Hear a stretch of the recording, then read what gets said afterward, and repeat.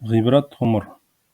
Адамзаттың асыл тәжі, екі дүние пайғамбары, Алланың сүйікті елшісі Мұхаммед пайғамбар саллаллаху алейхи уассалам екендігі даусыз.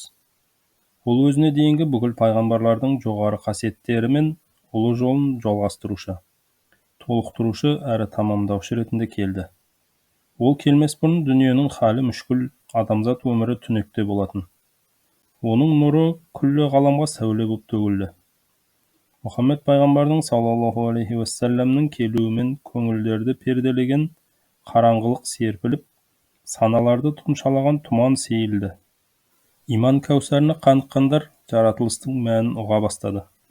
Небәрі 23 жыл ішінде ол екі дүниеден өшпейтін, өлмейтін киелі мұра қалдырды. Арадан 14 ғасыр өтсе де, оның мирасын жүрек түкпірінде сақтаған, түрі мен тілі басқа 1,5 миллиардтан астам үмметінің қатары күннен күнге көбейе түсуі осының айғағы. Оның үмметі күн сайын есімін атап, оған салауат айтып қана қоймай, өмір жолын, мінез құлқын өнеге етіп келеді.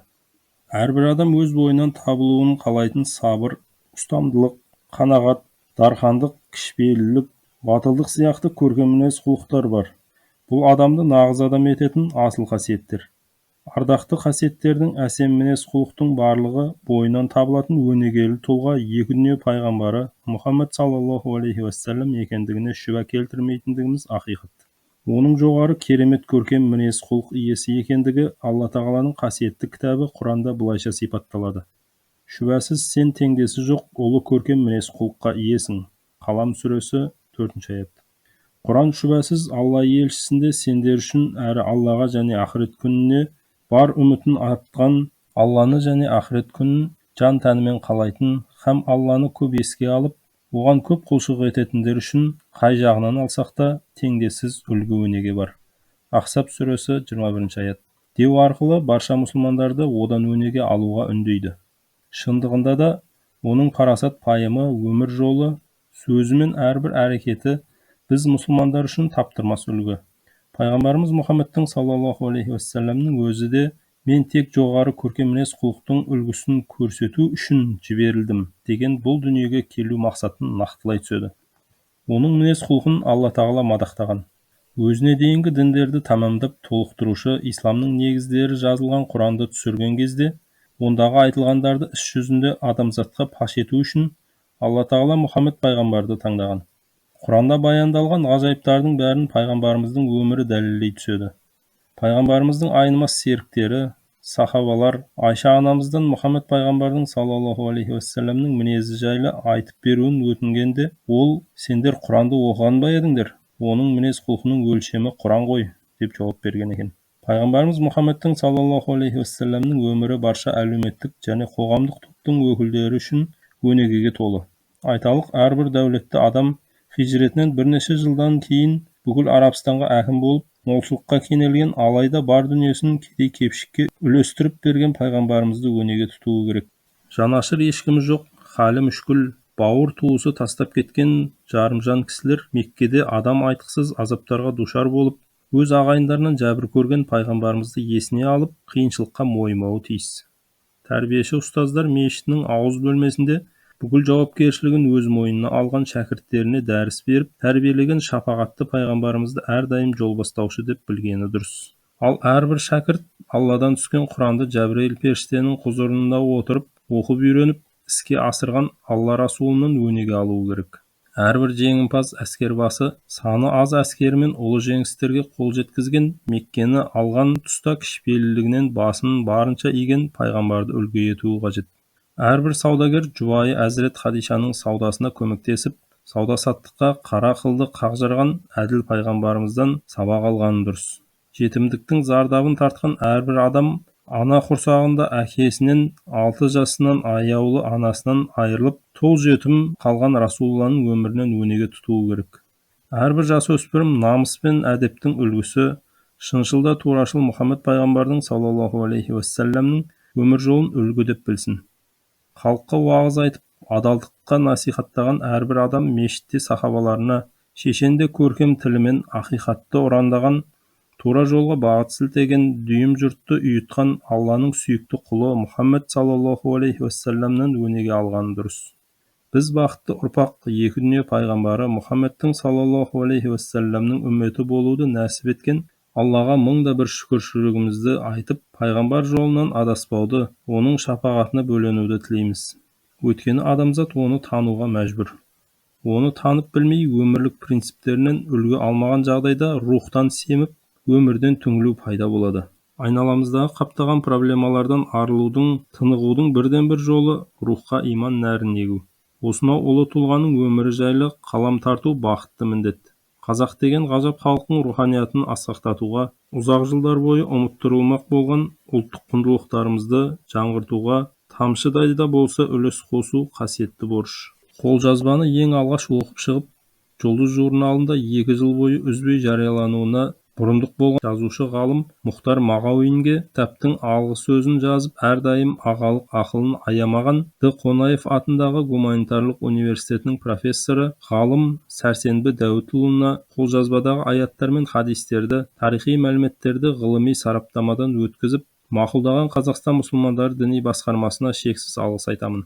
Имандылық бастауы дін десек, мәдениет діннің бір тармағы. Дін мен ділді нығайту мақсатында дайындалып, оқырман қолына тиіп отырған кітаптың рухани кем-кетікті толықтыруға пайдасы тиіп жатса, еңбектің ақталғаны. Осы туындының жарыққа шығуына септігі тиген баршаға алғысымды білдіріп, уа құдіретті күшті жаратқан Алла, жер жүзіне тыныштық, адамзат баласына иман байлығын нәсіп ет, елімізді шарапатыңмен есірке, екі дүниеде халқымыздың жүзін жарқын етіп, Әзірет Мұхаммедті саллаллаху алейхи уассаламды шапағатшы қыл. Әмин деп аяқтағым келеді. Дамира Өмірзаққызы Ибрагим. Мекке кезеңі. 1 бөлім. Пайғамбарымыз дүниеге келгенге дейінгі тауарих. Жалпы әлемнің және адамзаттың халі. Біздің заманымыздың 6 ғасыры аяқталуға жақын. Бұл ғасыр адамзат әлемінің күпір мен азғындық атаулыға құшақ жайған заманы. Күштінің әлсіздік қанауы, дәулеттінің жарлы Жақыбайға әңгір таяқ ойнатуы осы шақтың үлесіне тиген. Әзірет Мұхаммедке саллаллаху алейхи уассаламға пайғамбарлық түскенге дейінгі жалпы жер жүзінің және адамзаттың руханиятының деңгейін білуде пайда бар. Сонда ғана Расулулланың адамзат баласының қалайша рухани пікір түнегінен, саяси шытырмандардан және қоғамның қою қараңғылығынан, азғындықтан аз уақыт ішінде алып шыққанын бағамдай аламыз. Ол тұстағы ең мықты мемлекеттер мыналар: Византия, Иран, Мысыр, Үндістан, Александрия, Месопотамия, Қытай, тағы басқалары. Бұл елдердің қай-қайсысында да бірінші, дұрыс наным-сенім жүйесі жоқ болатын. Белгілі бір таухид сенімнің болмауы адамзат руханиятын шөктіргені сондай, азғындықтың небір түрі етек алып, адамдардың адам атауынан басқа қасиеттері жойылып кеткенді. Барша болмыстың жаратушысы бар екенін біле тұра, адамдар табиғат құбылыстарына табынып, Алланың әміріндегі жер мен көкке, жұлдыздарға, ай мен күнге сыйынып, рухтан ада тақтай мен тастардан жасалған пұттарға сәжде жасайтын.